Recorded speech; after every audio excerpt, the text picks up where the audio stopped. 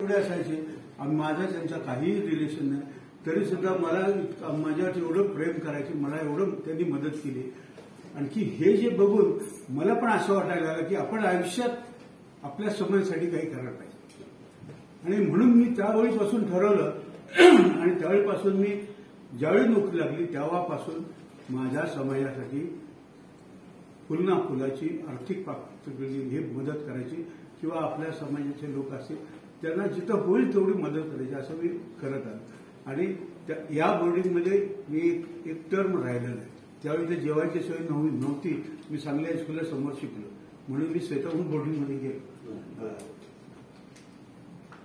आता मी अध्यक्ष आहे जैन कासार समाज संस्थेचा. आणि सुरुवात मी आणि पोपटरावांनी मिळूनच आम्ही मासिकची सुरुवात केली. आणि मासिक सुरू केल्यापासून लोकांच्या मध्ये जागृती झाली आणि एकी वाढली. एक म्हण आहे ना की जब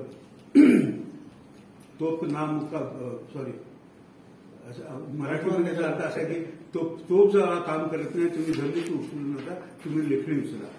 तसं लेखणी उचलली, मासिक सुरू केलं आणि तेव्हापासून कासार समाज एकत्र यायला. ह्याचा मेन उद्देश असा आहे आम्हाला कासार म्हणून वेगळी आयडेंटिटी नको आहे, पण आमच्यातले भाऊबंद जे जैन धर्म सोडून चाललेले आहेत त्यांना परत आपल्या मेन प्रवाहात आणणं हा आमचा ऑब्जेक्टिव्ह आहे. आम्हाला जैनामध्ये मी कासार आहे, मी चतुर्थ पंचम आहे असं म्हणायचं नाही, परंतु ह्या माझ्या त्या दुसऱ्या वाट चुकलेल्या ना आणण्यासाठी म्हणून आधी ही एक संघटना आम्ही मजबूत करतो.